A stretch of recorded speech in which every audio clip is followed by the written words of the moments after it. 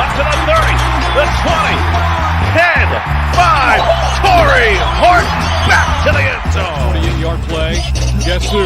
Body up the middle, making another move to the outside. 15, 10, end zone again. Keeps it. Nice move by Brown. He's got space. He's got 6. 35-yard touchdown for Byron Brown. A record-setting night for the South Florida quarterback. Down so far, a little bit of a high snap. Genty right up the middle. Genty has room. Ashton Genty, give him 6. Second and long. Lagar tries to fit it in. Runnels, it does. Runnels stays up. The Suns offense 4-3 wins. Incredible effort for Runnels. The G5 Hive. All G5, all the time. Welcome to the G5 Hive Live, and we are excited to bring you the G5 college football coverage that you love each and every week.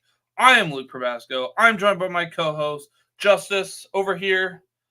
Always get confused on my directions on the camera. If you are watching us on YouTube, please hit that like and subscribe button. If you're watching us on X, please give us a follow, a like, a retweet. And if you're listening to us in podcast form, please rate and review. All right. Well, we talked about week 7. Week 7 is in the rear view. We are looking forward to week 8. If you're listening to us on X or on YouTube, what are you looking forward to here in week 8? Our G5 versus P4 matchup is Wake Forest versus UConn at UConn. Yeah, Wake Forest has already lost to a G5 team, losing to Louisiana. UConn's look pretty good. They don't look like the normal doormat UConn. So interested to see, because Wake Forest has not looked good at all this year. Interested to kind of see how UConn looks and if they can get that win at home. All right. Featured G5 versus G5 matchups for the week. We have Western Kentucky at Sam Houston Wednesday at 7 p.m. Eastern. I'm really excited for this one. Western Kentucky have been playing some pretty solid football as of late. Sam Houston, some people are calling them like the surprise team of the year. Not for me, not for this Bearcat. Also, I was thinking about this. I think it was Friday. I'm not sure what sound a Bearcat makes. So I didn't know if it was like a growl and a meow, or do you bring them in with a meow, then a growl? I wasn't sure, but I spent way too much time thinking about it. I mean, even a couple days later, I am here trying to figure out what a Bearcat sound makes. If you are a Sam Houston fan or know what the sound that they make, I would like to know. This to me, this is the game of the week, I think, for G5. This game could very much dictate who one of the representatives are for the Conference USA Championship game. This is a big assumption, and they both might beat Liberty, but if we assume they both lose to Liberty, then it's likely the winner of this game is going to be the team that would play Liberty in the championship game. Now, maybe they both beat Liberty, and this is a preview of the championship game, which I think is certainly within the realm of possibility as well. Sam Houston is favored in this game by 3. The over-under is currently 55.5. Sam Houston, it's going to be an interesting game from a style perspective, because I think Sam Houston, they like to run the ball, slow the game down. And then they will attempt the deep pass going over the top to Quavez Humphreys. Western Kentucky wants to throw it all around. They don't run the ball much. So it's going to be an interesting contrast of styles, if you will, in this game. And definitely it's must-watch TV. Give me the Bearcats. Rawr meow. Then we've got North Texas at Memphis. North Texas kind of been a little bit up and down. They're passing the ball. Memphis is playing really well as of late. You said, the Sam Houston and Western Kentucky might be the game of the week. Depending on which teams that we get in this one, this could also be a game of the week. I like this one. Yeah, it could be a shootout. Depends on who shows up. But it could be a low scoring affair too. Yeah, Memphis is currently favored by 10, over under 66.5. ooh, 66 and a half. I'm I mean, I get it. North Texas scores a lot of points, but I don't know about 66 and a half. I'm hoping, and I don't remember who it was last year. Memphis played somebody in conference, and it was like, I mean, touchdown after touchdown after touchdown. It was a pretty exciting game. I can't remember off the top of my head who that was they were playing. But I'm hoping maybe it was Tulane, but I'm not sure. Um, anyway, I'm hoping that this North Texas Memphis matchup will kind of be like that, a high scoring affair and lots of touchdowns to go around in an exciting game. All right. A game that I'm looking forward to Saturday at noon Eastern, Louisiana at Coastal Carolina. Coastal Carolina up and down as of late, but they've been passing the ball a lot better than I kind of anticipated. But Louisiana, I mean, they are the surprise for me for the year, I think. I mean, surprises they're playing as well. I think we thought they were a good team, but I think they're playing even better than what we had thought they would for sure. Maybe UL Monroe, and they're on a bye this week, but maybe they're like UL Monroe was UL Monroe is the big shocker, right? Because I think everyone thought they would, potentially, win the one game against the FCS and go winless the rest of the year, and they've done quite the opposite. But Louisiana, I think Louisiana was a preseason favorite by lots of folks. They've certainly played well. They beat Wake Forest on the road. They are favorites this week against Coastal Carolina. They're favored by 3.5. Over under in that game 56.5. Coastal Carolina's Vasco's got to play remarkable. Vastly improved compared to how he played against JMU last week. The game's at home. I don't know. I like the Raging Cajuns. I think when I watched Coastal play against Old Dominion 2 weeks ago, I wasn't super impressed by Coastal. I feel like Old Dominion kind of beat themselves with too many mistakes. But yeah, Louisiana I think is playing really well, and I think they're going to go down to Myrtle Beach and get the win against the Chanticleers. And Ryan in the chat, we got a first comment. He knows what's up. Sam Houston, LFG. All right, we've got East Carolina at Army, Saturday, 12 p.m. Eastern. Give me Army. Army's going to run the ball. East Carolina not going to stop them running the ball. No, I don't think so. I don't know that East Carolina is going to be able to stop Army. I don't know they're going to be able to score with Army. Army is a 15.5 point favorite. Over under in that game is 51.5. I mean that tells me that they're expecting Army to score a lot. I don't know that East Carolina is going to score that much against Army. Jake Garcia is a bit of a gunslinger there. Throws a lot of interceptions and throws a lot of balls that should be intercepted. And I think Army's gonna just run roughshod over the Pirates. All right, Central Michigan at Eastern Michigan, the battle of directional Michigans, Saturday, 2 p.m. Eastern. Gut says take Eastern Michigan. Yeah. Central Michigan, they're like Jekyll and Hyde. I've watched 2 full games of Central Michigan, and they're like 2 different teams, and they all have been in the second half. First half, their line gets dominated, and then the second half of their line does the dominating on both sides of the ball. And then they run the ball so well in that second half. But I'm going to go with Eastern Michigan. It's there on the gray turf. You're in a parking lot.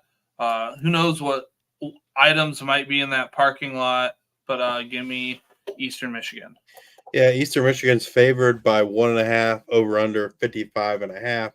I agree with you. I'm a big Eastern Michigan fan, but this is a rivalry game, right? And Throw all the out, Yes, throw everything out. strange things happen in rivalry games. Both teams are 1-1 in the MAC. This is a big game for both of them if they have aspirations of making that MAC championship game.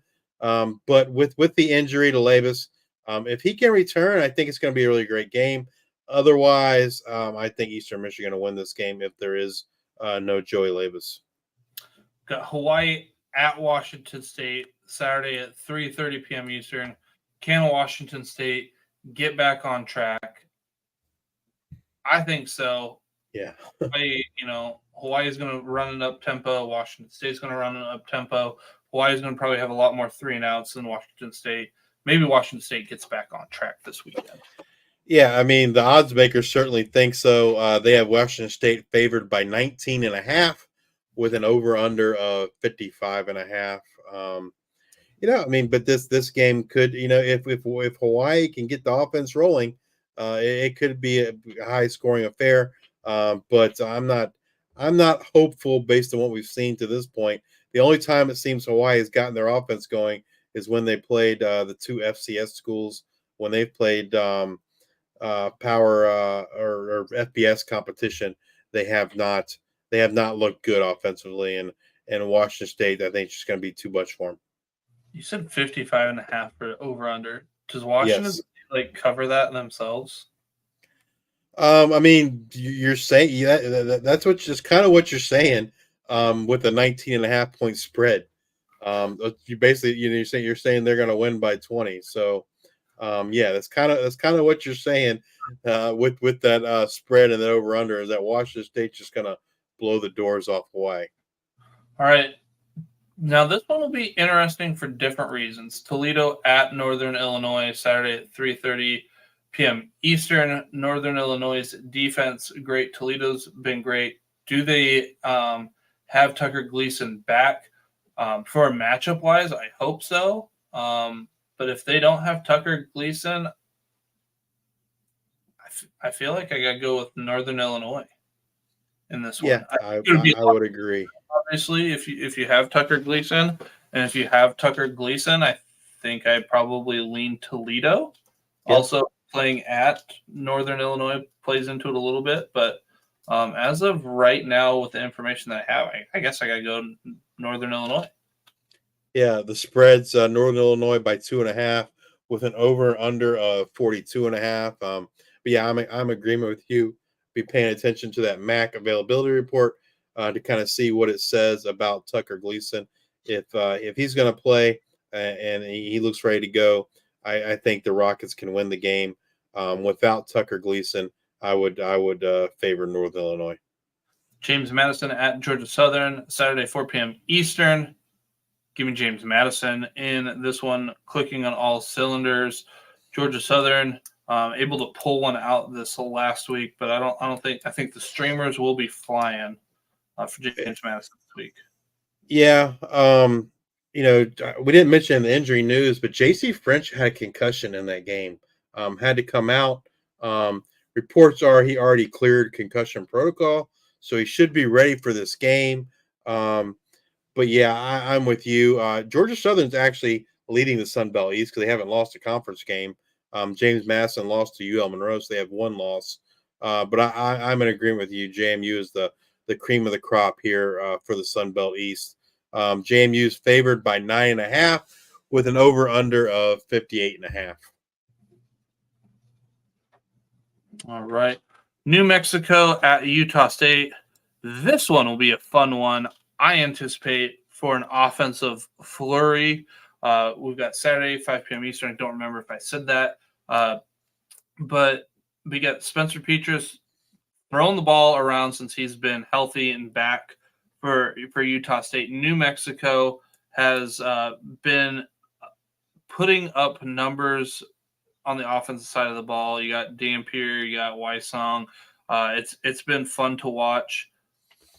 I'm hoping to see like Wysong and Dampier, Petras, Royals like galore with some Rasul face-on like mixed in.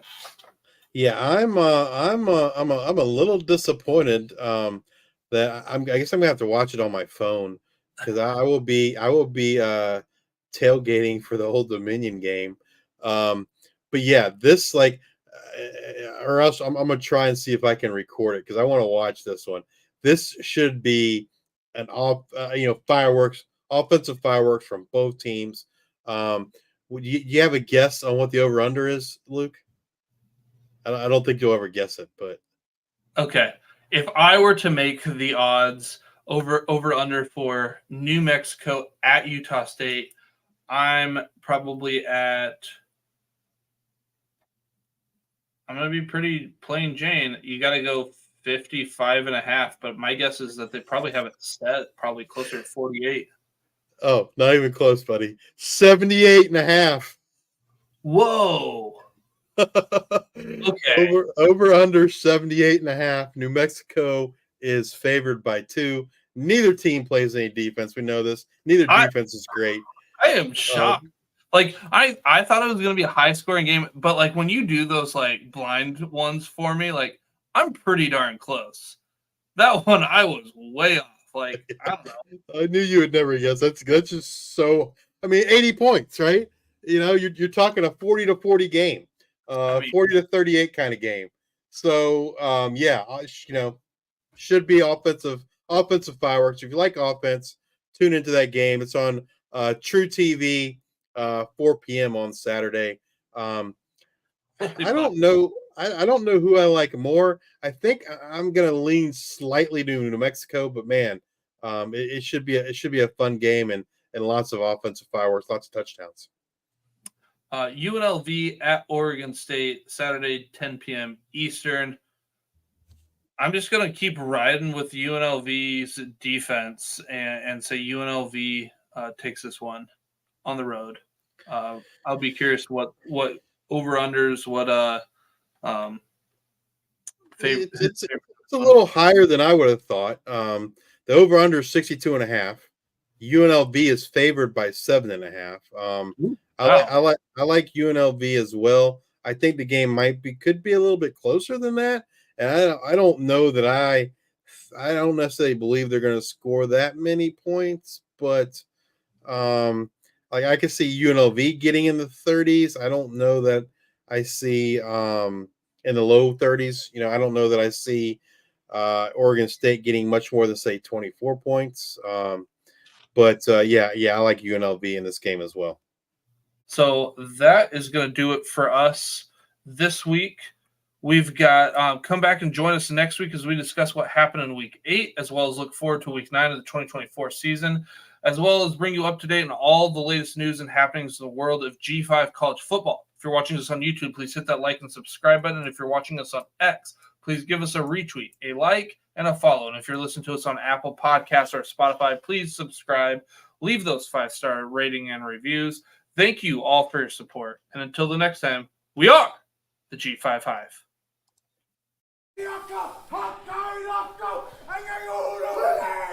Go!